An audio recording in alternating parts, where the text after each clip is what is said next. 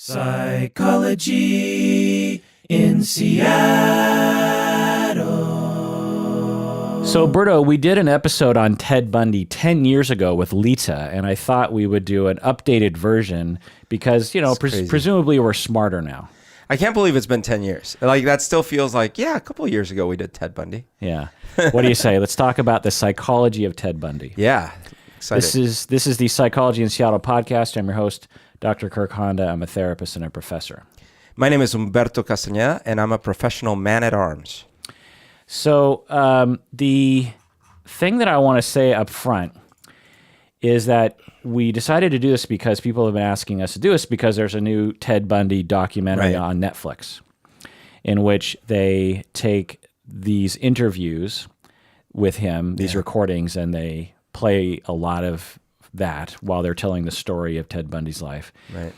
And they also show a ton of footage. Right. From news reports, from trials, from stock footage of the time and the place. Yeah. Like I kept thinking while I watched it, man, I've forgotten so much stuff. But then I remembered, well, a lot of what I knew was from reading books. Right. And from a couple of, what do you call when you redo the biopics or whatever they're called, you know, where they were not documentaries, they were reenactments. Right. Yeah. So the footage, they have so much of it that we've never seen before, or at least it was hard to get access to, like actual footage of the building in which Ted Bundy jumped out of when he escaped. Like I remember hearing that described to me, but when you see it, you get a much clearer picture of what actually happened and really just how ridiculous the whole thing was that he was able to escape, you know? They were so naive, so innocent. Yeah. Yeah. So the other thing here is that there's a ton of footage, like the first half or so, it really focuses on Seattle and Issaquah. Yeah. And I grew up in Issaquah. Right. And you actually used to have a house not far from Lake Sammamish. Right, Eastgate. Which is where his first killings happened. Super creepy. Or at least two of his early victims anyway. And the one with when he had the cast. Right. The fake cast. Right. So that was really interesting to me because one, I asked my mom about this. We had moved to Issaquah. I was 2 years old. Oh, you were two when I moved to Issaquah, from Kent. And now it's called Sammamish, but back then it was called Issaquah because it was King County, close enough to Issaquah. Anyway, the point is that I asked my mom, might we have been at Lake Sammamish the day those two women were killed by Ted Bundy? And my mom was like, it's possible because we pretty much only went to two parks growing up. We went to Pine Lake Park, which is on the plateau, and then Lake Sammamish Park. Wow. So it was a sunny day. Totally crowded. Right. We went there often. So it's entirely possible that my mom, who could have been a victim, I guess, is one way to look at it, because it's not like Ted Bundy would have targeted me, you know what I mean, as a 3-year-old. But it's possible that my family, my mom and us kids, because my dad might have been at work or something, might have been there the day that Ted Bundy killed those people. And then the locations at UW. So when I went to the University of Washington, I lived in that neighborhood. Same neighborhood where he lived, and he also killed people. Jeez. And it was just like a block away. So creepy. And I remember hearing about that. Like I remember walking to school and people saying like, you know, Ted Bundy. Actually, when I was in college, Ted Bundy wasn't a household name.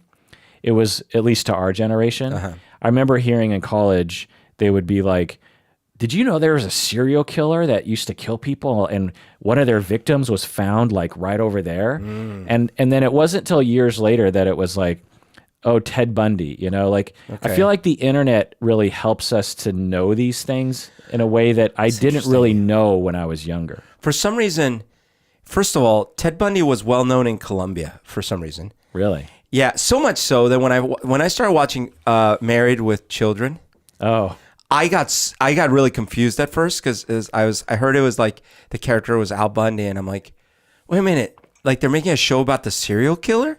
Like, I was super confused.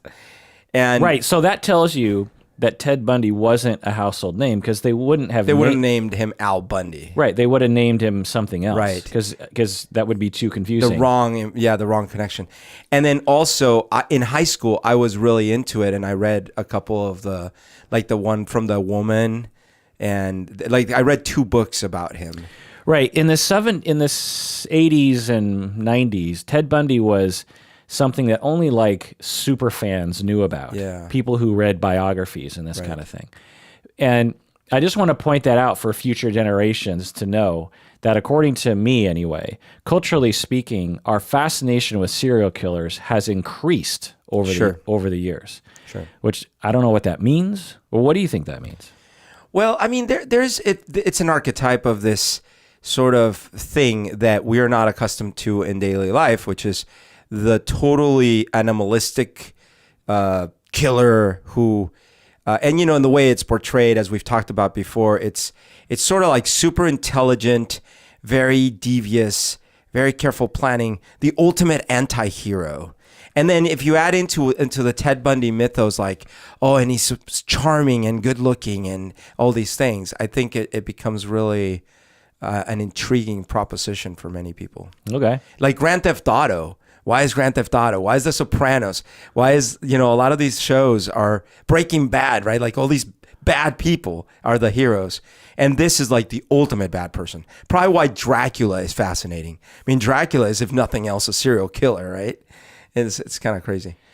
Yeah, I've never really identified with that. I remember there was a shift in, I don't know, the last 10 or 20 years when I started realizing that fans like me were more fascinated with the villains than they were with the heroes. Yeah. I've always been I'm a Luke Skywalker. When I was a kid, I was a Luke Skywalker. Right.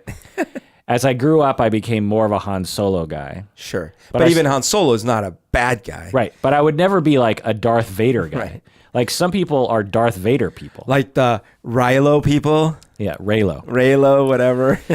Get out of here. So yeah, I asked my mom what she remembered, and she said that it was terrifying. Because imagine Ted Bundy's on the loose in that community, in your town, and at the park that you go to all the time. Right. And you're a young woman, and you have friends that are young women. Yeah, and you don't have cell phones, you don't have self-defense, you don't have security cameras. It's just like he could be anywhere. Yikes. And get this. So Ted Bundy at Lake Sammamish Park, and it's all in the documentary, the way he would abduct people, he actually introduced himself as Ted, which is just like, what? And he would lure women back to his tan V-dub bug. Right. So I need help. My arm's hurt. Can you? Right. And so the description went out right after that because people saw this guy. Right. Blah, blah, blah. And so this, in all the newspapers, the man looks like this, and they had a composite sketch, and then they had this picture of a V-dub bug, a tan V-dub bug. Well, our neighbors who lived right next door. Oh my gosh. Had a tan V-dub bug. Oh my gosh. Which must have been a common car back then. Common, but not V-dub bugs anyway. Not super common. But yeah, bugs back then were pretty common. But, and our family had just moved into that town, and so they didn't really know the neighbors that well. Oh, creepy. Please tell me his name wasn't Ted. I don't know Theodore. his first name. His last name was Baker. But so starts with a B. Yeah. So my mom was really concerned that the neighbor was Ted Bundy. Oh no, she really was. Yeah, she was. Oh wow. I mean, I could totally understand it. I mean, how would you know? No, you wouldn't if he wasn't. Right. Like there'd be no way to know. Right. And the composite picture, it looked like a man. Yeah, it looks like a white guy. Yeah. You know what I mean? So it was very terrifying at the time. And when I watched this documentary on Netflix, for the first time, I felt like personally connected to the story because it's almost like maybe the most famous thing of it that ever happened in Issaquah, Washington. Sure. I mean, can you think of anything else that's more famous than that one party we had there? Yeah.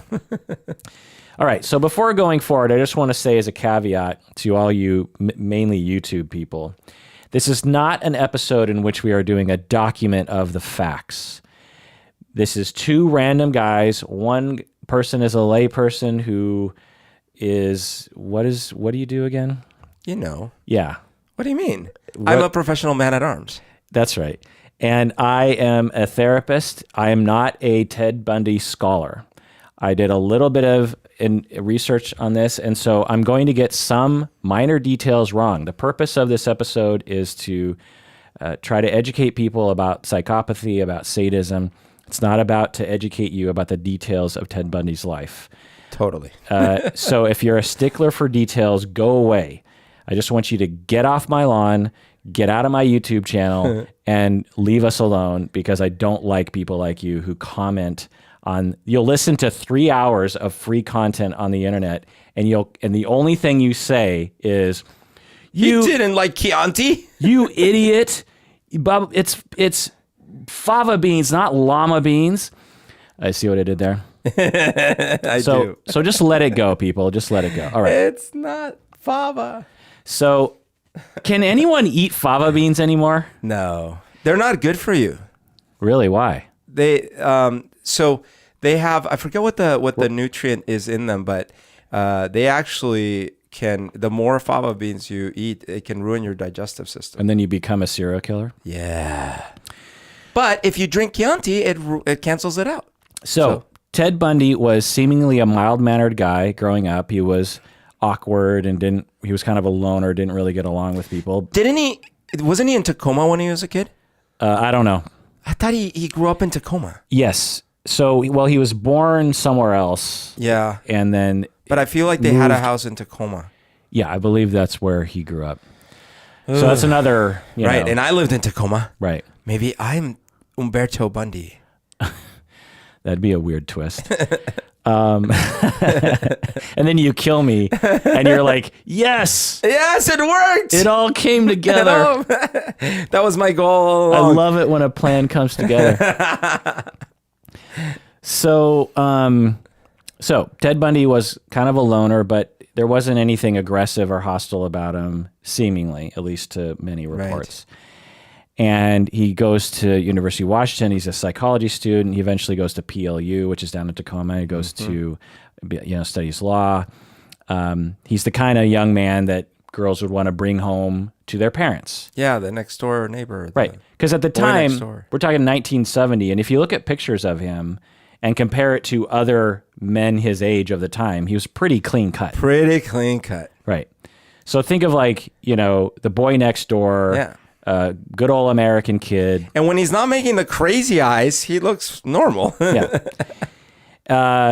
So from the span of 1974 to 1978, he killed 30 plus young women, which is a lot of people to kill for a serial killer. Yep. Because usually serial killers, it's like 12, 15 or something. Like how many people did the Green River Killer kill? Well, a lot, but I mean, over way more years. You know what I mean? Like, right. The other thing about Ted Bundy is these weren't like I climbed on a tower and I shot people, which of course is horrific enough. These were like, stalked them, raped them, mutilated them, did a whole bunch of stuff, then took their bodies and buried, like elaborate killings. Right. Like that's a lot of. That's another detail from the documentary that I got was where he buried a lot of the bodies, which is just right across town from my house. Wasn't it like Snake Mountain or something? Taylor Mountain, I believe. Taylor Mountain, yeah. So it's what would it be? South of I-90, south of downtown. Can you imagine someone is jogging and they discover all your bodies? Yeah. That's crazy. So he started killing around the age of 28, and he killed in the Northwest California and Florida. He would often rape them before and after death. He escaped from prison twice. He defended himself in court. One of the interesting things about the documentary is you learn just how difficult it is to convict someone of something that you know that they did, I guess. Yeah. Right. I think we're all finding that out lately too. Yeah. Go ahead. I was just going to say, just a comment on because you said he raped them before and after. I think, this is why I could never be a serial killer, is because I can't wait to say where this goes. I am such a hypochondriac. I don't like germs. Oh my God. I mean, like that. That was worse than I thought you were going to say. That would be terrible. Oh my God. I just don't know how they can sit there and be like, okay with the rotting flesh. That's the one thing about being a serial killer, a sexual sadist, necrophiliac, that bothers you. Well, I mean, I'm saying that's the deal breaker. So if you had like alcohol rub, disinfectant, that would be okay. I don't know. It's a case by case basis. Oh my God. I'm not saying, it's an all or nothing. Tweet Berto at Psychoberto. Psychoberto whoops, maybe I need to change my handle. So he defends himself stupidly. He's convicted. He gets a death sentence. He loved to talk to the press a lot during the hearings and afterwards. He was eventually executed many years later in 1989, which is the year that is so fine because I graduated from high school that year. Lots of books, lots of commentary on his life, lots of fascination, particularly in recent years, according to my estimation. Lots of speculation, which we will add to today. And so I recommend. Do you recommend the Netflix documentary? Oh, I would. I thought it was very well done, very informative. So if you're at all fascinated about these topics, yes, absolutely. And it's also, even if you're not super fascinated with Ted Bundy, it's also just interesting to learn about the law system. Oh, totally. And the court system. Yeah. And just how far we've come. Yeah. They show that's the other thing. They show footage of like inside police stations and stuff. And, there's just like a guy at a desk with a Rolodex and like a couple files and maybe a phone. Right. And they're just like, well, he's out of my jurisdiction, so what am I going to do? And like this crazy notion of all you have to do is move to a different state and they have no idea about anything. Which is what he did. You're a ghost. Right. He would go to another state and do the exact same thing. Right. And they're like, I wonder. And no, actually, they're not even, I wonder. But if they had wondered and someone would have been like, I wonder if this happened elsewhere, there would have been like no easy way to find out. They would have had to pick up the phone and call every freaking place they could think of. And they'd have to talk to the actual detective who happened to remember. Yeah, it would have been impossible. And I think there was even a scene like that in the documentary where one of the detectives in Seattle or something, saw a news clipping or someone sent that said, does this sound like... Yeah, right. Yeah, there was... Because that's the other thing. We think, oh, well, but didn't you watch it on the news? Well, where? Like the news in Seattle? Because, I mean, that news doesn't get replayed everywhere. You don't get to see it on your webpage in the morning. Like, where did you see the news? Right. The interesting thing that I don't know if it's even a thing is that I wonder if serial killing is in our society on the decline based on the issue that if you really want to go out with a bang, people do these mass killings like in a spree. And with all the cameras and everything and the ability for law enforcement to track your cell phone down, your credit cards, every ATM, every restaurant, many businesses on the outside, my house. Yeah. There's cameras, HD cameras pointed, recording all the time. Yep. And I just wonder because I was just thinking while I was watching the documentary about Ted Bundy, is one person with a cell phone could have completely ended. Oh, right. You know what I mean? Yeah. No, in his case especially, there were so many, because he wasn't being careful after a while. Right. Do you know what I mean? Well, he wasn't careful in the beginning as far as Right. But I'm saying, yeah, absolutely. But I'm saying, like, before he got, like, caught at first, like, he was, he would plan the murder a little bit. He'd have, like, the tools in his trunk and stuff. But then after a while, he's just, like, running through the city and, like, oh, I'm just going to run into that house and do something. Like, It's like, come on. And DNA, obviously. Totally. So, I mean, have you heard about any statistics about serial killing? Yeah, I mean... Is it on the decline? Yes. So, for those reasons, also the fact that isolation pockets are decreasing, right? So in other words, you could live in a little small town like Issaquah and pretty much keep to yourself fairly easily, right? Back in the day. Back in the day. And then there are still those pockets, but they're less and less. Yeah. You know, there's less mom and pop everythings, right? Less mom and pop farms, less mom and pop stores and things. Everything is more, like you said, bigger and more videotaped, and apartment buildings. It's like, you know, Dahmer got away with the thing in his apartment, but at some point everyone started smelling stuff, right? But they didn't do anything. They didn't do anything. That's true. But I think there's also a little bit of, you know, how much do people get into other people's businesses? Right. And I feel like that's increased too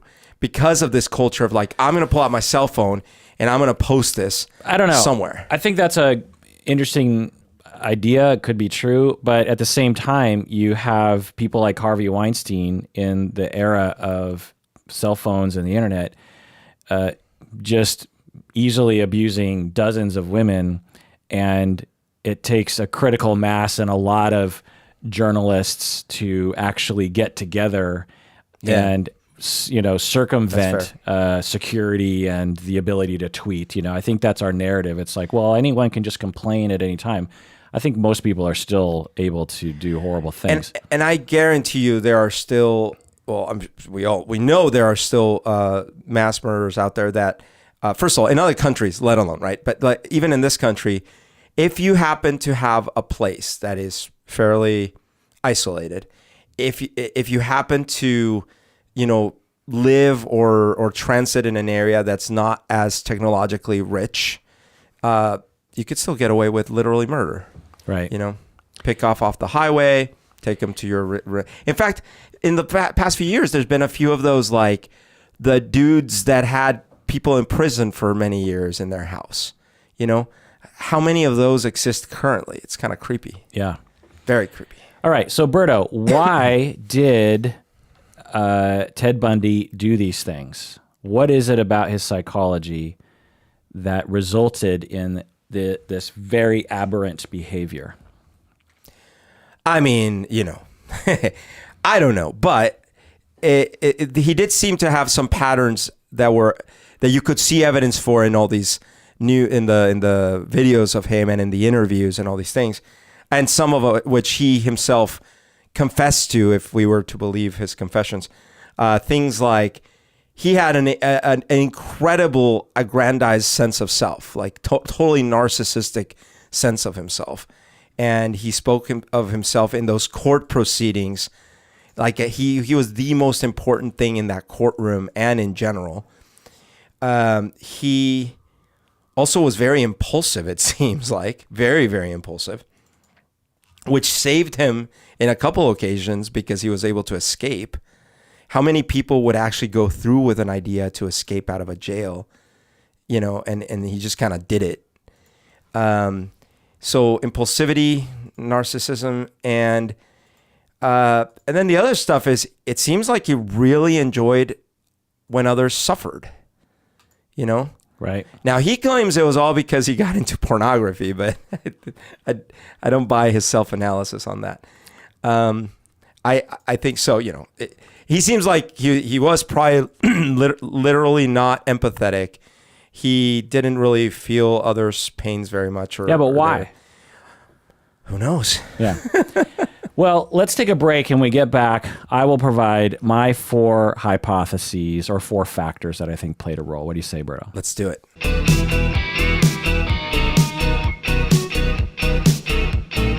All right, we're back from the break. If Ted Bundy were here trying to convince people to become patrons of the podcast, what would he say? Oh, man. Okay, this is the hardest one you've given me. All right.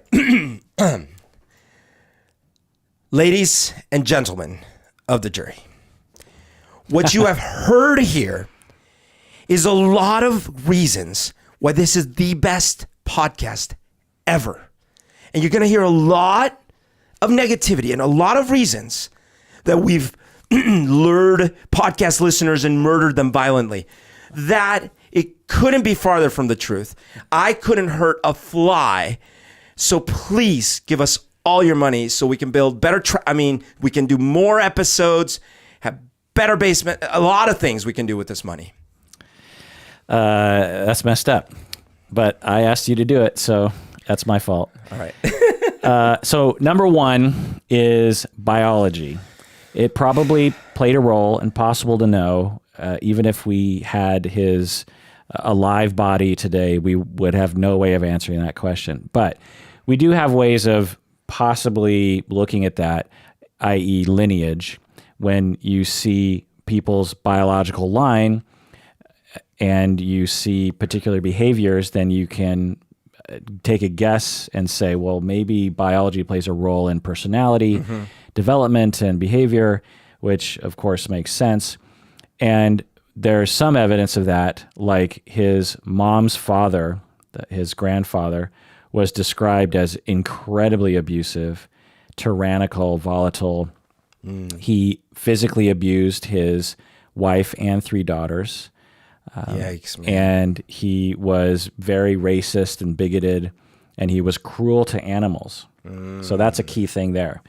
So it looks like Ted Bundy's biological grandfather was psychopathic and sadistic, and or sadistic, and impossible to know, but it says something. And so he abused his mom. Right. And so, okay, that's interesting because it didn't really come out whether or not his mom abused him. Right. So he would say that everything was fine. Right. That's what I've always heard. Oh, my family was fine. Right. So which brings me to the next factor here, which is attachment issues, which is a big surprise to people out there since that's all I've been talking about lately.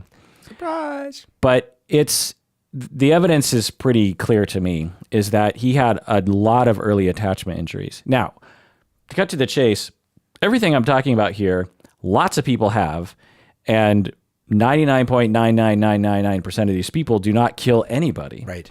So we just need to look at that. It's like, Right. But we can look at factors that led to his personality. Like these are ingredients, but we may not have all the ingredients. Well, the way I look at it is that all of us have a free will to make a choice about our behavior. And he had certain precursors that lead to a lot of people developing personality disorders. And so that seems pretty clear to me. Yeah. That he had a personality disorder of narcissism and psychopathy and sadism. He had those 3 personality disorders: sadistic personality, psychopathic personality, and narcissistic personality. And you could almost say he's just a sadistic psychopath, because a lot of them are narcissistic. But he seemed particularly narcissistic. Do you know what I mean? Yeah. And he's got the 4, right? Tetrad, right? Yeah. The dark tetrad of what's the 4th one? Machiavellianism. Right. Yeah. So, meaning that he planned Yes. well in advance and blah blah blah. And so we can look at the development of the dark tetrad, because there's a lot of research linking the things we're about to talk about to that. Sure. But most people with the dark tetrad don't kill people, let alone kill 30 plus people, you know. But so the way I see it is like you take 1 million people with a lot of the dark tetrad traits, like they have the personality of a Ted Bundy. So you take 10,000 people who are like that, or 1 million people or whatever, and like a handful of them are going to decide to do what Ted Bundy did. Yeah. A lot of them are going to be abusive in marriage. Right. A lot of them are going to have trouble with the law. A lot of them are going to end up in prison. A lot of them might be sexually abusive to people and sexually exploitative. But very few of them are going to become serial killers. But when you look at the spectra of different kinds of behaviors, it all kind of coheres to me. Yeah. So if we're looking at a question of why did Ted Bundy kill 30 plus people, that's a much harder question to answer than why did Ted Bundy develop the personality he did that produced the underpinnings for for some small percentage of those people with that personality to decide to end up going on a serial killing lifestyle. That makes sense. There's also one part that to me is way too obvious, is not simply a casual decision that these people make to commit these crimes and gruesome things, is that he became so self-destructive by it, where, like after the first time he literally got away with murder and escaped, right? Okay, I guess the first time he was running out of food or whatever, but like the point is he had a few chances to just walk away and would have sadly gone away with it, right? Right. But he had to keep going. Right. So that's the definition of a personality disorder, as I always talk about, because people are always just like, oh, these are evil geniuses and stuff. When you have a personality disorder, you have a disorder. Yeah. And it means that you don't think straight about your life. Yeah. And you will do things, it'll escalate. So another way of looking, anyway, the key example of this is when he finally escaped pretty much for good. For good. And he ends up in Florida. Right. And he could have started a new life. And he did for the most part. Yeah. And he actually managed to not kill anyone for a while. But then he had this, orgasmic evening of his old life. And he like broke into a sorority and killed like a couple women. And it was different from his previous murders, because in previous murders, at least there was some attempt to keep it on the down low a little bit. Like this one was, he just bursted in there and just went room to room, and he lived like a couple blocks away or something, Well, and it's something that, again, we get this wrong impression in movies where, someone like a Hannibal or the guy in Seven. What's the bad guy's name in Seven? Oh, I didn't know he had a name. Yeah. Like the Whatever. Bible killer. Yeah.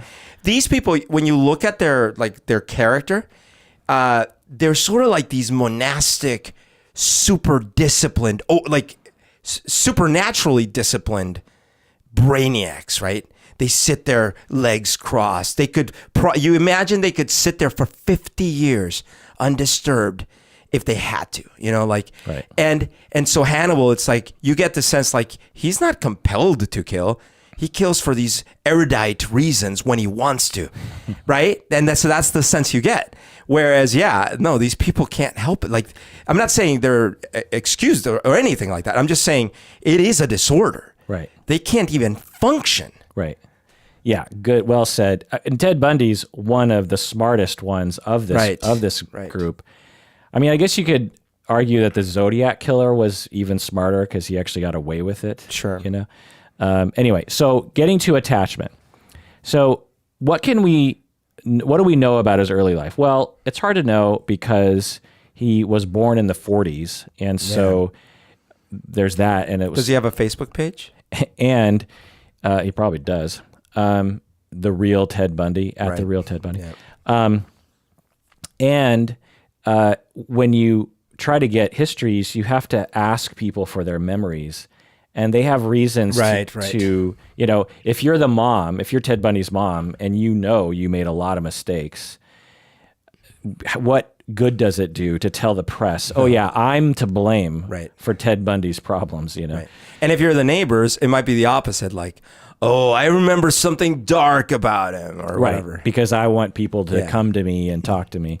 So it's hard to know, but what we do know is there are some facts that are not disputed by anybody, which is his mom was, she got pregnant when she was pretty young, and it was out of wedlock. And she actually, and that was Ted, like that was the pregnancy for, okay. Yeah, and she actually went to one of those homes for the pregnant unwed mothers. So it's an institution. So there was a number of reasons for this, but mainly it was for shame. It was like you would go away for 6 months while you were showing, and then you would give the baby away or something, and then you'd come back and you'd say you just went for a spa. Oh my gosh! Or something. Okay. This so happened. This was to keep appearances. Right. This happened all the time, and so she went to one of those things, and then she didn't want the child. she was young and it was out of wedlock, and she was just, I don't want this child. So she left Ted in the institution. Ooh, I didn't know this. And went home. How did I not know this? Did they talk about it in the documentary? No. I read this in a peer-reviewed journal. So if you have a problem with these details, which, it's possible there's a problem, I'm just telling you, I got this from a very That's crazy. reliable source. I mean, that seems like such important information. Right. Because from the documentary, it's like, who knows where all this... I mean, the mom comes across as kind of creepy. Sure. But that's all they kind of go into. That's it, yeah. So the mom leaves Ted alone. So for the first 3 months of Ted's life, he's basically in a hospital being taken care of in a way in 1946 or whatever, whenever he was born, when they didn't care about attachments and about, they just probably, often they would just leave the child in the crib, Oh my gosh. And if you want to learn about how John Bowlby actually changed how hospitals operate, listen to my 17 hours of deep dive on this. But so there's also some evidence that the tyrannical father of the grandfather raped his daughter. The mom. The mom. Oh my gosh. Yeah. It might have even been her stepfather. I'm not quite sure, but the abusive grandfather. Oh. So there's some, because the story was Ted's mom was like, so I got pregnant from a traveler, like a man who came into town and left town. Oh, okay. So it's like, well, so it could have actually been. So it's possible, but there's reports that it could have actually been her own father's child. Oh my gosh. And which means he might have even had like some mutations in his DNA that made it even perhaps. And there's also reports. So that's a lot of speculation about that, because there's really no detail on that. But there were reports that his mother was cold and abusive, even though Ted always said she was perfect. But you got to figure, if you have a tyrannical father as a woman, and you are a young mother who didn't want your child to begin with, right? And you would imagine that you're going to have some complications in the 40s when you don't even know how to parent. Like there's no good guidance and this kind of stuff. So there's all that. Again, sorry, go ahead. Lots of speculation. How old was Ted Bundy when he was caught? He would have been like, the first time he was caught, I think 32, like when you, 32, right? Around there. And it's not like he had gone 2 years of therapy. No. So I'm talking about this because, when I started going to therapy, which was, I think, when I was 29 or 30, if I was asked, which I was, like, tell me about your family dynamics, tell me about all these things, my first thing would have been like probably glowing words about everyone around me. Right. And it's like, well, but your mom left you. I'm like, I know, but she had to, but I get along great with her or whatever. And what about your dad? It's like, well, he struggled. Like I would have just had excuses or really nice things to say in general. And it took me a long time to unpack that and be like, oh shit, a lot of weird, bad stuff happened to me. Yeah. I mean, correct me if I'm wrong, but when I met you 12, 13 years ago, you kind of had a version of that narrative about your life. Yeah. I remember talking to you when I first met you, and you had this, you seemed to talk very more real about your childhood now than you did 13 years ago. Oh yeah, because I think it was, and my therapist pointed this out to me, I had a very third person way to narrate my life, Like I remember when we were talking about it in therapy, I would just talk about it like I was narrating someone else's story. And it was like, it took a bit for unemotional. Or even almost like funny, like only pointing out the funny parts, And I don't think I was connecting in the present with how I felt about it. Yeah. Like recently when we did a couple episodes, and one of them I was talking about, sexual abuse and things like this. I felt that connection. It's a kind of like someone talking about like this happened to me, and here's how I felt about it. Here's how I feel now about it, as opposed to like, let me tell you a crazy story, right? And so the let me tell you a crazy story, it's like, it minimizes how I feel. It would minimize how you feel about it. So I bet you that at least, maybe towards the end it was different, but at least towards those, when he turned 30, around that time, I bet you Ted Bundy, if he thought about anything or remembered anything from his childhood, it was probably through some weird rose-colored lens. Right. And it wasn't this very self-aware thing. You know? So eventually, I think the grandfather / maybe father convinced the daughter, his daughter, Ted's mother, to actually retrieve Ted from the hospital. So she does. At least that's the report. So it wasn't like Ted's mom was like, let me get my son back. It was suggested to her or whatever. And the grandfather was actually one of the main caregivers of Ted. And so, because... That sadistic dude. Right. Oh, geez. And so... See, I feel like these are all very important pieces of information. Right. So one of Ted's main attachment figures growing up was this man. This man. And when Ted was around somewhere around there, the mom moved Ted away from that town in that house that they lived in with the mom's father, and they moved to Tacoma, I believe. So when he was very little, he might have witnessed animal abuse on a regular basis. Maybe, but at the very least, we see major attachment disruptions, being abandoned and left in an institution and probably neglected for the first few months. Then you are raised by a mother that probably is ambivalent about being a mother.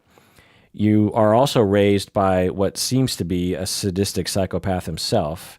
But you're attached to him and that town and the other extended family. You and your mom move all the way across the country, and there's no Skype or anything, so you're just completely cut off forever, basically, from front. And Ted would talk about how he really, really missed his grandfather. Interesting. So these are massive attachment injuries that will create definitely the precursor to personality disorders. So this led to what we're going to call, or what the theorists call, disorganized attachment. So in the interview, I think you really get a clear picture of what his emotional life was like, because that's one of the things you don't really get from other kinds of documentaries. Yeah.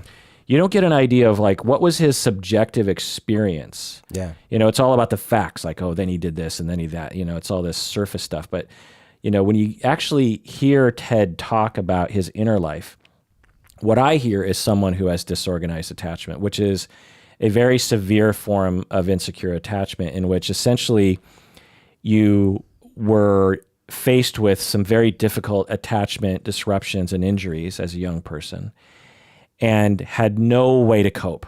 Right. So disorganized means you have no organized way of coping.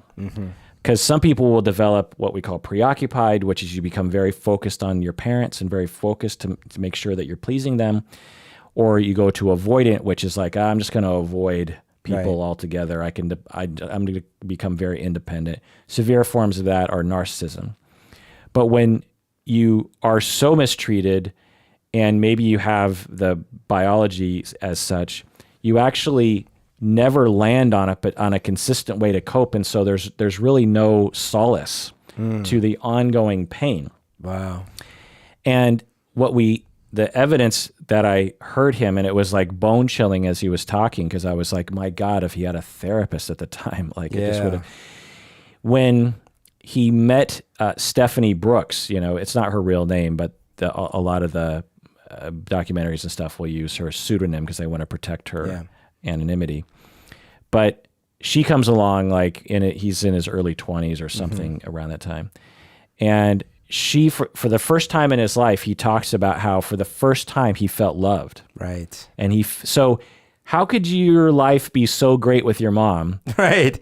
If for the first time in your 20s you finally feel love. Yeah. And he said that he felt normal for the first time. Like he felt actually like, because she came from a good family. He talks about that. So that's completely inconsistent. Right. Which makes a lot of sense when you kind of look at all the circumstantial evidence. That's an interesting thing because, for example, again, I'll use my own experience because that's mostly what I know in my life. Even though I had, somewhat difficult childhood and struggles and things like that, certainly when I was, say, in my early 20s, I was, when I would date or when I would have friends, like I could certainly recognize things that were closer or farther from me emotionally because I had reference points in my family. I had family members that had treated me with a lot of love and shown me a lot of care and compassion and all these things. So if you don't have those things and all of a sudden you're 20 and you're noticing like, oh, is this what normal human beings are supposed to be like? Man, I can't even imagine. And intoxicating because you are getting for the first time a closeness and a love and a security. Yeah. Physically, emotionally, time-wise, eye contact, attention, admiration. Right. You are getting all of that in this humongous deluge for the first time in your life. And he talks about how it was really overwhelming to him. Yeah. But then after a while, she breaks up with him. Right. And he talks about, and this is the kicker, because it's not uncommon for people to be like, oh, I was so in love. Man. But here's the kicker. We all know what it's like to get dumped and to feel horrible. Sure. Like it's a normal feeling, a common feeling. Right. For him, though, he talks about in the documentary, and this is the thing that when I heard it, I was like, ding, ding, ding, ding, ding, there it is. He talks about he doesn't really remember that period of time. Wow. Now, this is a smart guy, right? He was very articulate in these interviews. Yeah. He's very precise in his language, and he could remember things very well. Yeah, so he's not going to randomly have lapses like that. And he's narcissistic, so he tends to remember things about himself pretty well. And he talks about how after getting dumped, he said like everything fell apart for him. He didn't know, he felt empty. He didn't know what to do. He kind of doesn't remember that time. This is dissociation. Yeah. In the psychoanalytic sense, not in the DSM sense.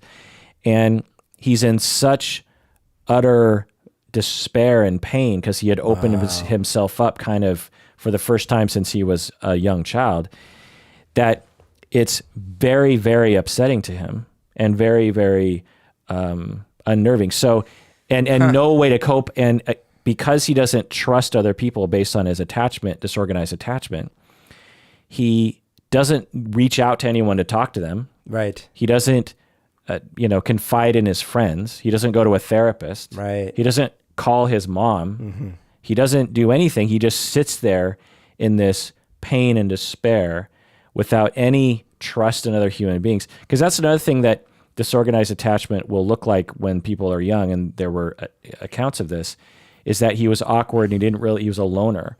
When you're disorganized attachment, you don't trust other people. So at 10 years old, you're just like, well, why would I go be a friend with someone? They're just going to hurt me. Yeah. That's not my conscious thought, but that's a guiding principle. Yeah. So I might as well just play by myself. Like it's better safe than sorry. Also, I have such low self-esteem right beneath this grandiose narcissism that I believe I don't really have anything to offer. Right. So why would they like me? Why would they even like me? Right. Yeah. So he has this deep experience and he's completely alone. He's in utter despair, and his very thin veil of narcissism is challenged, which the more severely narcissistic you are, the thinner it is, by the way. Yeah. I mean, why else would you pay tens of thousands of dollars for a painting, for your painting, so that your painting could beat other paintings by other presidents? I don't know why you'd have to resort to made up, ridiculous, fantastical examples that would never happen in real life. Yeah. So it's very interesting to me that like your reaction to that moment in the documentary is so different to mine, obviously, because you were paying attention to all these little cues. In my mind, I dismissed that. I mean, I thought when that's being talked about and how hurt he was by that when that relationship fell through. I was actually thinking of it from the other side, was like, oh, of course, because he's so messed up as a person that he would aggrandize how bad that, losing a relationship is, whereas normal people wouldn't treat it so harshly. But I wasn't kind of putting the two and two together, which is how much of a trigger that would have been. Right. Yeah, I was thinking about it more of like, well, yeah, of course, because you're already a messed up person, so of course you would over dramatize this thing. But really, the pain of that would be so overly magnified. Right. So some people turn to alcohol or they will turn to other sexual partners. Yeah. Or they'll turn to exercise, or they'll turn to or therapy. There's a lot of different ways that people will take it. But what he did, which is what a lot of people do, at least fantasy-wise, is he started fantasizing about killing her. Yeah. Or killing women. Yeah. And maybe this is why a lot of people are fascinated with Ted Bundy and other people like this, is that, take it from me as someone who hears people's deepest, darkest secrets, it is very common, particularly for men, but women too. I've talked to women who were of disorganized attachment, having been abused and mistreated, who had pretty elaborate fantasies about not only killing people, but like dismembering them. I had a very petite woman client once who talked about how she was driving in Seattle and this guy walked in front of her, that jaywalked or something, and she had to kind of slow her car down. And she talked about to me, because she was concerned about this, was she said to me something like, yeah, so I probably should tell you this, but I had this really intense fantasy about hurting him. Oh my gosh. and I was like, oh, okay. I mean, and I knew her personality disorder and I knew her history, and it kind of made sense. She had been through like a decade of sexual abuse by her father, by the way. Ooh. So, there's a lot of reasons why one would have very intense anger towards other people, especially people who get in her way. Oh yeah. So then I just kind of left it there, and then she's like, well, I guess, let me tell you the details. And then she proceeded to tell me detail by detail. Oh, no. It wasn't just like a intellectual fantasy. It was a plan. It was, I would get out of the car. Yeah. I would, I can't remember the details, but eventually it got to the level where she was like doing some kind of Mountain versus the Viper. Oh. You know what I mean? Where the eye gouging. Yeah, there was some kind of, and it wasn't like just killing him outright. It was like brutally torturing him in the span of like 30 seconds and then killing him. Oh my gosh. And so this over the jaywalk. Right. So now we would go, whoa, that's aberrant. No, it's very common. Many people, upon being dumped by their and being hurt by their spouse, being divorced or being cheated on, or it is very common for that to pop into your head. It's human to want to harm them, or maybe to a lesser extent to be like, well, maybe I'll slash their tires, sure, or I'll burn their house down, right, or I don't know, I'll steal their money or something. It's very, very common to do that, but for most people, it just remains a fantasy. But for some people, it becomes something that builds. When you're suffering to that degree and you feel powerless, and then you start to have this fantasy about harming other people, and you have a personality disorder and maybe genetics that are prone to sadism, prone to psychopathy, then it starts to feel more and more entertaining to your soul to go down that road, because you feel powerful. You have a mission now. You have a goal. Right. You no longer are. And the other thing is you can possess the object that you want to possess. It's a symbolic possession. Right. You get to have sex with her. You get to possess her. No one else can have her, and she can't leave you. Right. The only thing she will do is die, but she's not leaving you. You'll be proven right in the end. You'll get to have her. Yeah. And I'm glad that you brought up how you saw that instance. And I hope I'm being convincing about this you point are. of view. Society looks at people like this in the way that you're looking at it, which is the way I used to look at it, which is like basically everything they do is evil. Right. And everything they wouldn't And say everything they do is completely out of the norm. right. Nothing is relatable. Like they couldn't possibly have normal attachment needs. Right. They couldn't possibly be doing this out of some extreme twisted desire to have a companion in life. Yeah.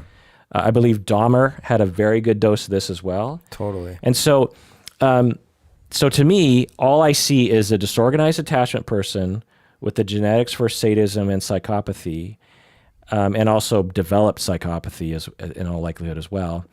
And this extreme horrible situation that happened, and then two other factors. One is he probably internalized the sexism of the time. The way he talks, he sounds like someone who was sexist in a way that was probably common for the time, but he obviously took it a little far. Yeah, times 10, yeah. Right.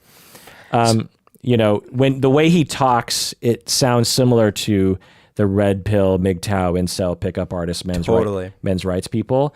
Of course, none of them are serial killers in today's world. Some of them happen to end up being killers, but this idea, it's just like women are here to please men. Yep. Women don't have inner lives. Women are manipulative. They deserve what they get. I'm angry at them because they won't have sex with me. That kind of general attitude he seemed to have. Yeah, totally. And the other last factor I want to point out is that he clearly either had or developed sexual compulsion. You talked about that earlier, about how he's totally free to maybe even kill people in Florida, but if he does it slowly, he won't get caught. Right. But he does this massive spree one night. He obviously wanted to be free because he escaped. He went all the way across the country. And he did this really, and he would talk about this in the documentary about how he had developed this itch that needed to be scratched. And compulsions like this tend to be progressive. You drink 2 beers one week, then it's 5, then it's 6 beers a night. Then, it just tends to get worse and worse and worse. And you can clearly see that, there's this sort of, you could tell like his itch was stronger and the events needed to be bigger and bigger and bigger as his time went on. So I think that he probably had some kind of neurological condition that lent itself towards compulsion. So when I think you add up all that, genetics, disorganized attachment, which is a very large concept in and of itself, internalized sexism, and then a developed sexual sadism, compulsion, you have the recipe for what we got. What do you think, Berto? Yeah, I can relate to something you were saying that I have had, in my life at different times, very elaborate fantasies about what I would do in a revenge against a criminal. Yeah. Things like anywhere like Dexter from stuff. Yeah, like anywhere from What would you do to Elizabeth Holmes for committing fraud? Oh, well, she's a I think what I would do to her is I would misdiagnose her.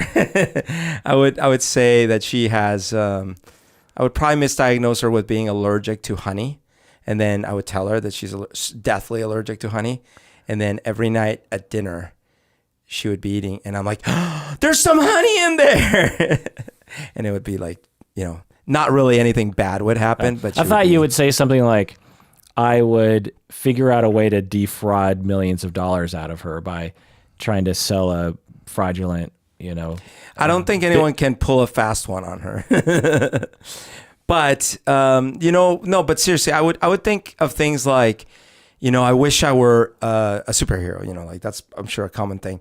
And I could just go and single-handedly take out the mafia in Colombia, And, but then I would have ones where it was, I remember actually in high school when I was reading some of these books or when Dahmer, all these kinds of things, incorrectly assuming that people like that could be sort of scared out of what they wanted to do. I had these fantasies where I would just like trap them and put them in a basement kind of, you know what, like Saw, like the movie Saw. Yeah. Like that kind of thing, where I would have these elaborate torture things. Eventually they would see the error in their ways, kind of thing. So I can kind of relate to this idea of having very elaborate torture fantasies or things like that, where you want to get back at someone or at a group of people. But then when you add this kind of extra dimension of it's not anyone, it's someone in particular, and I'm actually going to go out on the streets and actually try to reenact my fantasy. That's where it gets really dark. Yeah. And it becomes sort of a need, right? Yeah. In order to incur the consequences that you know are possible to happen. Yeah. You have to really need to do this sort of thing. There must be no other way to get your needs met other than by doing this. Well, like we recently found out Liam Neeson had one of these kinds of fantasies, right? Right. That's a good example. He would want to go out and literally murder with a blunt instrument a presumably innocent person. Right.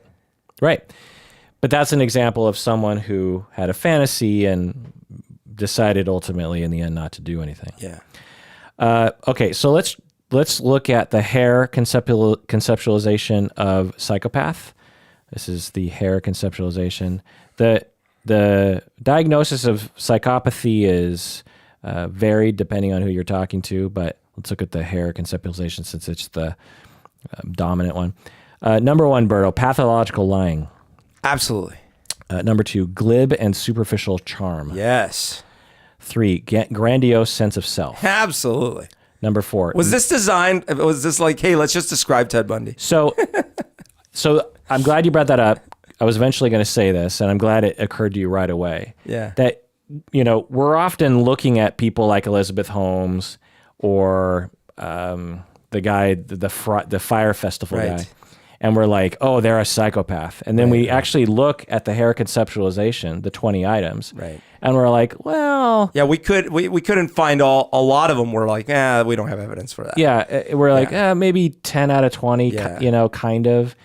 And so to people out there, I want you to take note of this. Yeah. Because the Hare conceptualization of psychopathy was designed for people like Ted Bundy. Right. And there are a number of people like Ted Bundy who never actually go on killing sprees, but a lot of them are in prison. Yeah. Like Ted Bundy ended up in prison. And when we're saying the word psychopath, we need to understand that in the clinical sense, we're talking about Ted Bundy's. We're not really talking about Elizabeth Holmes and the Fire Festival guy. They're maybe on the spectrum, but they're definitely not at the end of the spectrum. Yeah. So yeah, pathological lying, my God. Glib and superficial charm, my God. Grandiose sense of self, whoa. Way off the charts. So when you watch the documentary of Ted Bundy, or maybe any documentary, you quickly realize, especially when he ends up, defending himself in court, that he thinks that he is a god. Yeah. He thinks he's going to get off. Yeah. And he doesn't really know how to defend himself. Like, it's would have been more likely if he kept his lawyers that they would have actually been able to help him somehow. Yeah. But anyway, he fires his lawyers. Yeah. He insults them. He believes that essentially not only is he able to argue against anything and anyone, but that the world will see that truth. Right. So that is narcissism in that he's shooting himself in the foot. He doesn't just have an overblown sense of self. Like, he has a pathologically delusional overblown sense of self. Right. So actually a smaller piece of evidence for the disorganized attachment I actually saw when he fired his lawyer. So imagine that you're in prison, you're terrified, and you have this nice lawyer guy come to you and talk to you, and you start to have some transference with him. And at first you're like, oh, thanks, and the lawyers were legitimately trying to defend him. Yeah. And then because you're disorganized attachment, something triggers you, and you turn on that person and you just get rid of them. You know? So I saw and speak really badly about them. Right. And be completely self-sabotaging in the process. So that was another example of disorganized attachment. Okay, number 4, need for stimulation. Right. Well, I mean, I know that we've talked about in the past that it's like, that they like driving fast cars or skiing down steep slopes and things like that. I don't know, but he said that he had a lot of pornography, that he was fairly obsessed with pornography, and he had a compulsion to go out and kill. So, he certainly needed some form of stimulation, but that's about as much as I can. Yeah, I guess in that direction, I would say that before he actually killed anybody, he would like sneak around at night and for thrills and look in people's windows and stuff. Yeah. But yeah, he's not a classic need for stimulation. Number 5, cunning and manipulative. Yeah, totally. Yeah. Oh my gosh, totally. So much. Number 6, callous and lack of empathy. Yep. Completely. Like Number completely. Number 7, lack of remorse or guilt. Absolutely. Like 100%. Yeah. 8, failure to accept responsibility. Yes. It's like equals Ted Bundy. Ted Bundy. 9, shallow emotional response.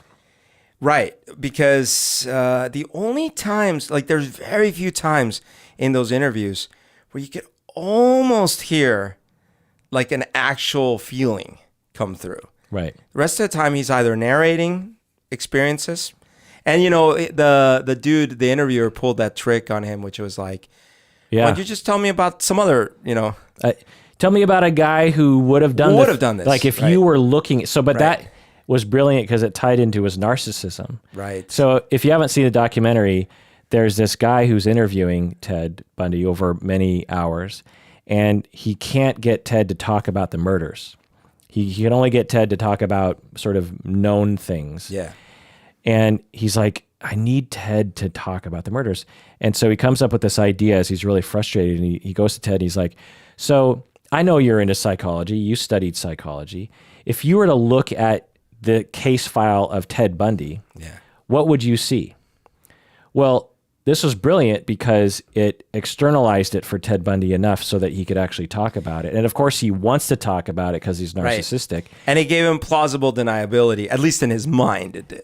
And it did, because it was a hypothetical. Yeah. And in the same way, like If I Did It, right? Yeah, right. The OJ book. And the other thing it tied into was Ted Bundy's narcissism, that he considered himself to be a very smart psychologist kind of person. Right. Number 10, parasitic lifestyle. Parasitic, yeah. I mean, he had started to depend on a few people, but that one is a little less clear. Right. He's not classic. The parasitic lifestyle is the person who never gets a job. They sleep on your couch. They borrow money from you, never pay you back. I was thinking more about when he actually started getting on the run. It feels like he was trying to use a couple relationships to his advantage, but not in the classical sense that you. Right. Number 11, poor behavioral controls. Yeah. Yeah, absolutely. Yeah. Number 12, irresponsibility. It sounds like he had periods of his life where he was seemingly somewhat responsible. He went to school. Right. He wasn't generally irresponsible. The fact that he could sustain studies and go to class and read the books and write the papers and take the tests means that he didn't really have this one. 13, impulsivity. Yes, absolutely. Yeah. 14, many short-term marital relationships or romantic relationships. Well, I don't know. Yeah, hard to know.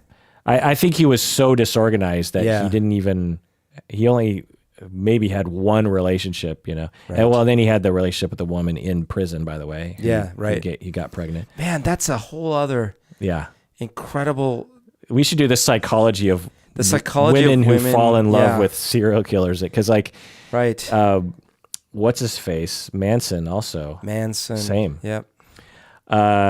15, sexual promiscuity. I mean, I think he would have. Yeah. 16, early behavioral problems. It sounds like he did, and he had some abuse of animals, things, and whatnot. 17, lack of realistic long-term goals. Well, After some point in his life, yes, because I don't know how he thought he was going to come out of this tunnel. Yeah. 8. I mean, he didn't have that one a lot, but definitely the essence of that one he had. I guess I look at it like, if you did have long-term realistic goals, what is your exit strategy here? Right. 18, juvenile delinquency. I don't know. I don't think he did. 19, revocation of conditional release. Yeah. I mean, how about escape from prison? 20, criminal versatility. Right. We've talked about this before. And sort of, I mean, he could steal cars. He could escape from prison. He could fake all sorts of things. I mean, I think so.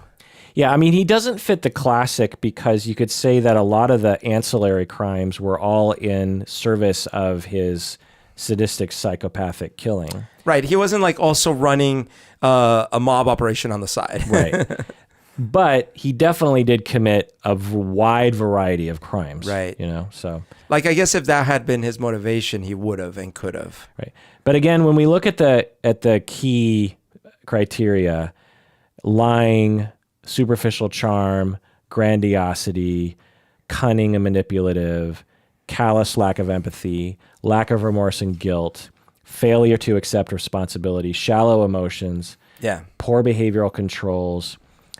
Those are the key ones, and he's hitting them out of the park. Out of the park. So, unless you're close, you don't have to be full Ted Bundy to qualify for psychopathy, but you have to be close. Yeah. So if someone is like Elizabeth Holmes, is far from that mark, then you have to consider that when you're throwing around terms like psychopath. That's totally fair. That's totally fair. And actually, it's good that we did this exercise because even Ted Bundy doesn't qualify 100% for everything. Right. But actually, some people do is the thing. Right, so. right. I guess I'm not saying Ted Bundy is the penultimate psychopath. I'm just saying even someone as extreme as Ted Bundy doesn't. And yet, clearly, if we're grading... I think you meant ultimate, by the way. No, I meant penultimate because Dahmer might have been the ultimate, you know. But even if we were grading them 1 to 10 on all these categories, there's no way you would put Elizabeth Holmes. I can't believe we were even doing this comparison. What about the fire guy? If you said what's his lack of empathy compared to like a Ted Bundy's lack of empathy, it's like you'd still have to grade the Ted Bundy one higher, right? Because he's like the one guy is like defrauding people is really horrible stuff. The other guy's murdering daughters and wives and stuff and never apologize. It's like crazy, right? So now to have lack of empathy, you don't have to murder, but I hope you get the point here. Yeah, and so internet people who like to diagnose, consider that for yourself. Also consider that you probably don't know what you're doing, and so always know that you don't know what you're doing. Because internet people that are like to diagnose are generally psychopaths. Yeah. So just some final notes about the documentary. I thought it was interesting to actually hear his words. I thought that the footage was great. I thought that it's a very good depiction of how inept the police were back then. Jeez. I mean, there's one police guy who was laughing about. He was like responsible for some of this stuff. Yep. You could say he is somewhat liable for the murders that happened after Ted Bundy escaped to Florida. And he's just like chuckling. Yeah. He's like, oh, what are you going to do? What are you going to do? You can't watch them at all times. One of the things that bothered me about the documentary was the music was distracting and loud at times. Did you notice that? I know what you're talking about. I don't know. It didn't bother me as much, but I do see what you're saying. There were times when I couldn't hear what people were saying because the music, the balance was off. Was so loud. Were you listening to it on headphones? No. I was, and maybe that's a difference. Yeah. Interesting. The trial, depicting the whole trial process. Yeah. The court process was really interesting because I didn't know how sort of meandering that whole thing was, how it took like years just to have a trial to begin with. Right. And then he was on death row with a stay of execution for like 9 years after that. Yeah. I mean, to learn that he died in 1989. Yep. Because wasn't he finally caught in 78? Yeah, right. It was a long time. So imagine that, 78. you're caught. And 11 years later, Yep. you're finally put to death, even though everyone was like, yeah, it was him, you know. It's also interesting because, like I was saying, as I was listening to the documentary, I kept thinking, man, I thought I knew a lot of stuff. But, you know, when I read the books, which granted, now that I think about it, were very fresh off the press, because if he died in 89, the books I was reading were like in 92. So that's only like a few years after, right? Yeah, wow. But those books I was reading that in high school. So I'm surprised I remember anything. Yeah. I also thought it was interesting to see the footage of all the drunk people outside the prison waiting for him to get killed. Do you remember that? Right, yes. So there was a big party outside. Yeah, they were waiting for their pint of blood. And everyone was getting drunk, and people were selling T-shirts. And I just find that to be, again, when I went to the Louvre, I was not fascinated with the Mona Lisa.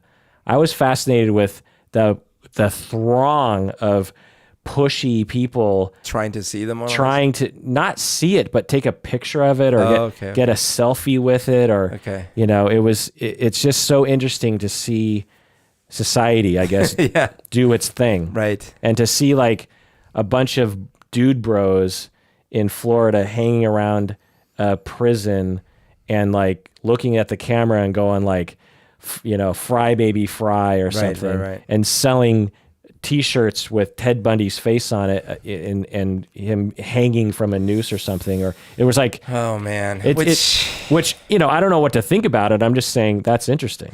Well, it sort of emphasizes how tragic it all is and how sort of meaningless it all is, because the murders were long and gone, never to be undone.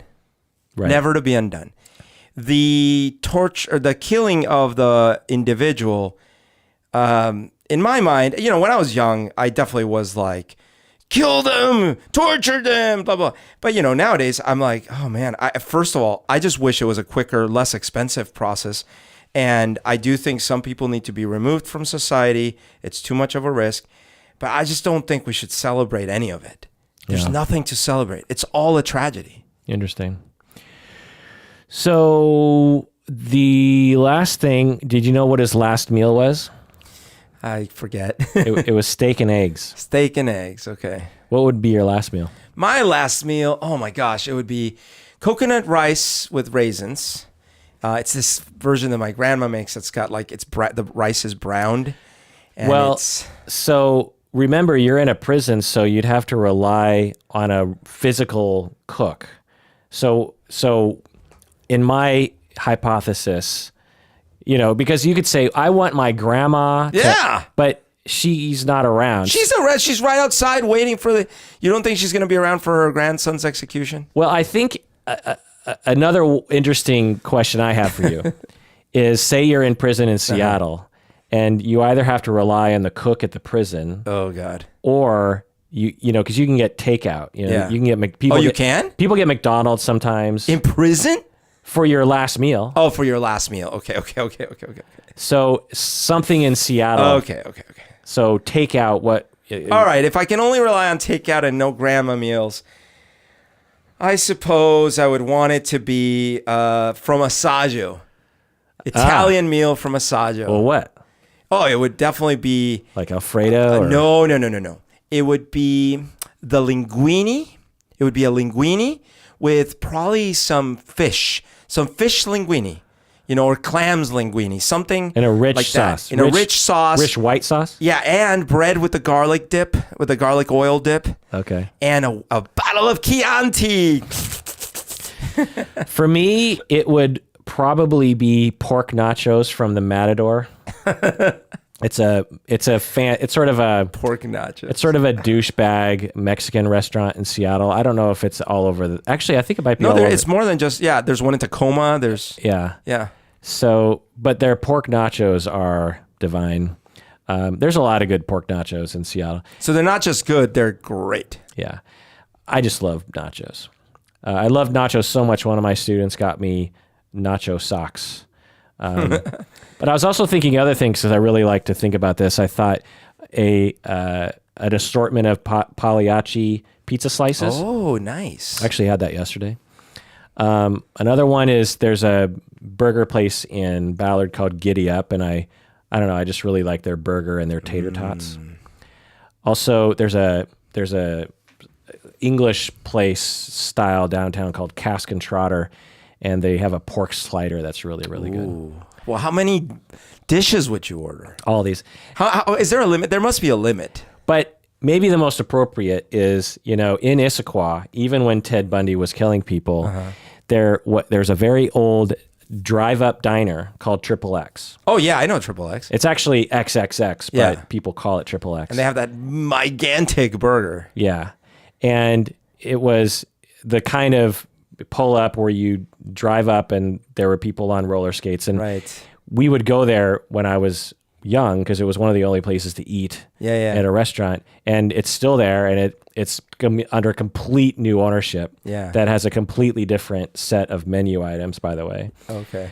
But their current menu, everything's gigantic. Oh, so it wasn't like that back in the day? No, back in the day, it was more like Burger Master. Okay. Or like Dick's or something. Yeah. Which is, I guess, to people outside of the area, it'd be like McDonald's, I guess. You know, just like, or In-N-Out, I suppose. But they have a thing called a chicken cheese Philly. Chicken cheese Philly. It's a Philly sandwich, but it is with chicken. It is huge. Like it's probably like 18 inches long and probably 6 inches wide. Oh my God. Yeah, I mean, I'm exaggerating, but it's pretty good. Wow. So you would order that. That might be your... Yeah. So we need to go get started committing some really bad felonies or something. What do we have to do? Like, I don't want to kill anyone, but what could we do that could land us in death row? Is there anything like, is there any fraud? No, nothing could really land us in death row. I think you have to kill people. Oh man, that sucks. That's a good question. Has anyone landed on death row that wasn't a who didn't treason? You know, I don't think. No, oh, you could get hanged or something. Oh right, but they probably haven't done that since the 1800s. But it's probably still in the books. So we could do that, or we could fake a murder and like fake evidence and all this kind of stuff. Yeah, and then go to death row. Yeah, and then say, surprise! Surprise! And by then it's too late. So did you know there's a Zac Efron movie coming out about Ted Bundy? Yes.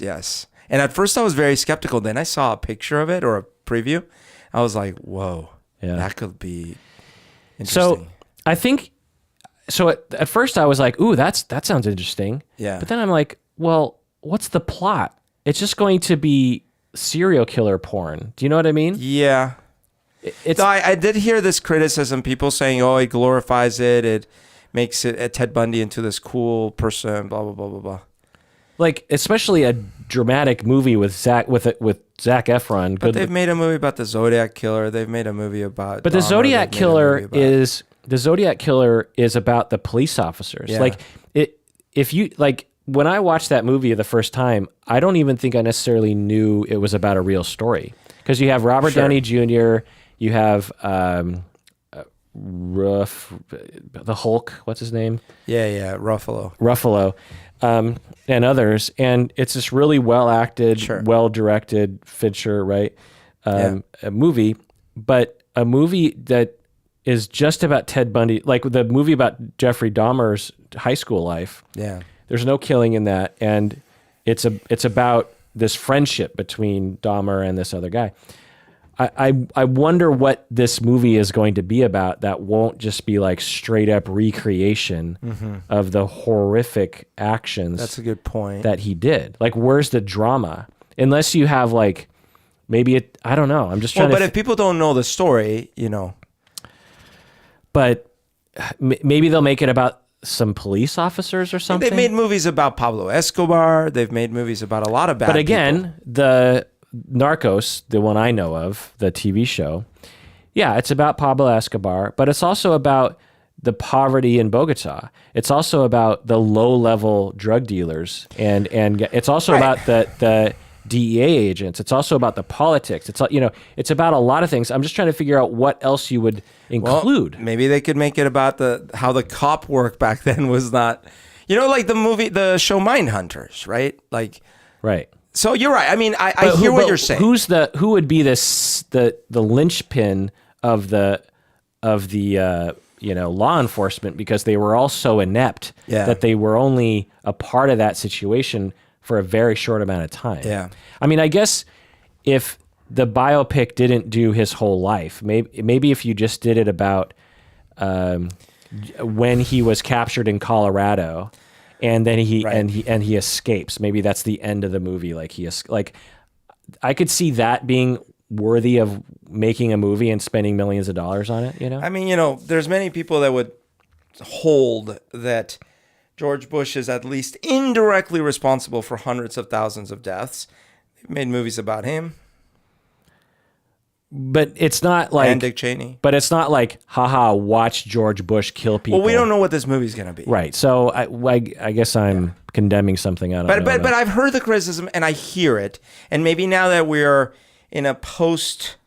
Like, we're a little more enlightened these days, maybe we don't want to sit there and, like, have an anti-hero that was actually a real-life murderer of 30 women. Right.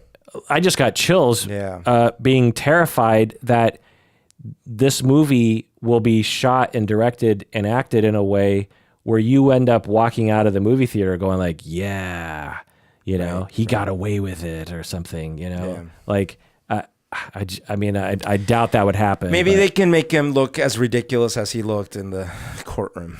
Yeah, who knows? Well, again, if we made any mistakes, I don't care. I'm sure we were flawless. Yeah. Flawless victory. Just don't really care. So let us know what you think. Why do you think he did this? Email us at contact@psychologyinseattle.com or go to the website and fill out the Contact Us page. I'm starting to get so many messages now, and I love it, but I can't keep up with all the different platforms. So you're going to have to either email me at contact@psychologyinseattle.com, that's directly to me, or fill out the Contact Us form on the website, which sends it to the same place, which also goes directly to me. Yeah.